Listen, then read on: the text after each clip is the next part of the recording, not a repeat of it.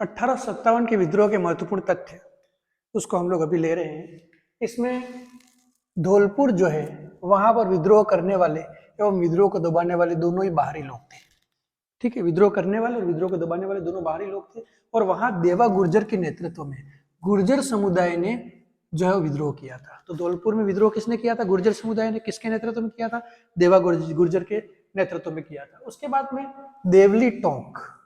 ठीक है, अपन लोगों ने पहले पढ़ा था नीमच। तो नीमच में जो है 2 जून और उसके बाद 3 जून को जो क्रांति का आगाज हुआ था। तो उसके बाद में अपन लोग जब देखते हैं तो देवली टोंक में 5 जून को जो है क्रांति का आगाज होता है।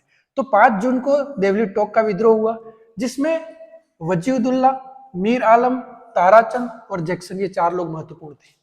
अब 4 लोग महत्वपूर्ण थे। वजीउद्दौला कौन था? वहां का शासक था। और मीर आलम जो था, ठीक है, तो मीर आलम जो था वो उसका वजीर था। तो वजीउद्दौला ये चाहता था कि अंग्रेजों का साथ दे, जबकि मीर आलम ये चाहता था कि जो है वो विद्रोहियों का साथ दिया जाए। अब ऐसी स्थिति में वहां पर क्या हुआ कि जब ये विद्रोही जो थे वो नीमच से विद्रोही वहां पर पहुंचे, और वहां पर पहुंचे तो उनको जो है वो कर्नल जैक्सन जो है उससे उनको विद्रोह करना पड़ा। कर्नल जैक्सन के साथ में उनका युद्ध हुआ। कर्नल जैक्सन के साथ में जब युद्ध हुआ तो उस समय वहां पर ताराचंद जो था, जो देवली टोंक का एक व्यक्ति था, ताराचंद जो था वो वहां पर आ गया और फिर उसने जो है वो कर्नल जैक्सन और उसकी सेना को रोके रखा। और उसकी सेना को जब रोके रखा तब तक जो है नीमच के विद्रोही वहां से आगे दिल्ली के लिए कुछ कर चुके थे, वो आगे निकल चुके थे। तो उसके बाद में फिर जो है वो ताराचंद को वहां पर उन्होंने मौत की सजा दे दी थी। ये एक महत्वपूर्ण घटना इसमें हुई है। तो वजीउद्दौला जो कि वहां का नवाब था वो क्या चाहता था? वो अंग्रेजों का साथ देना चाहता था। मीर आलम जो उसका वजीर था वो क्या चाहता था कि वो जो है विद्रोहियों का साथ देना चाहता था। जैक्सन जो था वो अंग्रेज अधिकारी था, अंग्रेज सेनापति था, जिसके साथ में युद्ध हुआ था। लेकिन ये विद्रोही आगे बढ़ गए क्योंकि उनका सपोर्ट किसने किया था? ताराचंद ने किया था। अब इस प्रकार से मोहम्मद मुजीब जो है उनका एक नाटक था आजमाइश। इस नाटक के अनुसार टोंक में विद्रोह का नेतृत्व में महिलाओं ने बढ़ चढ़ करके हिस्सा लिया। महत्वपूर्ण प्रश्न आता है कि 1857 की क्रांति के दौरान महिलाओं ने कहां पर विद्रोह में बढ़ चढ़ करके हिस्सा लिया था? तो वो टोंक में लिया था। और ये कहां से हमको पता चलता है? मोहम्मद मुजीब के नाटक आजमाइश से हमको ये पता चलता है। उसके बाद में भरतपुर में जो विद्रोह किया था वो गुर्जर और मेव लोगों ने मिलकर के भरतपुर में विद्रोह किया था। और वहां के महाराजा कौन थे? जसवंत सिंह। तब जसवंत सिंह ने पॉलिटिकल एजेंट मॉरिसन को यह सुझाव दिया था कि आपको भरतपुर छोड़ देना चाहिए, क्योंकि यहाँ के लोग जो हैं वो विद्रोह में आ गए हैं और हो सकता है वो आपके ऊपर आक्रमण कर दें या फिर जो है आपकी हत्या भी हो सकती है। तो ये भी प्रश्न बनता है कि कहाँ के पॉलिटिकल एजेंट जो है उनको भरतपुर छोड़ने की सलाह दी थी? तो मॉरिसन को भरतपुर छोड़ने की सलाह दी थी। किसने दी थी? महाराजा जसवंत सिंह ने दी थी। उसके बाद में जयपुर का विद्रोह होता है। ठीक है, तो जयपुर के विद्रोह में जो राजा थे उस समय वो कौन थे? राम सिंह सेकंड थे। और राम सिंह सेकंड को अंग्रेजों ने सितारे हिंद, उसके बाद में जो है वो खिताबे हिंद की उपाधि दी थी, क्योंकि उन्होंने अंग्रेज को सपोर्ट किया था और उस विद्रोह को वहां पर जो है वो बंद करने में मदद की थी। अब एक्चुअल में राम सिंह सेकंड के सलाहकार थे, एक तो शिवदीन सलाहकार था और एक था शिव सिंह।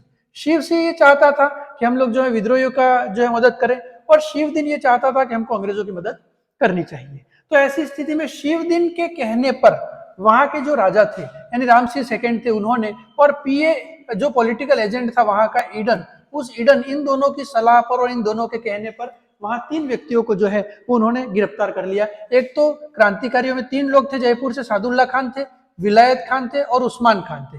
सादुल्ला खान जिनको जयपुर से निष्कासन कर दिया गया, महाराजा ने उनको निष्कासित कर दिया। उसके बाद विलायत खान और उस्मान खान उनको बूंदी से गिरफ्तार कर लिया गया।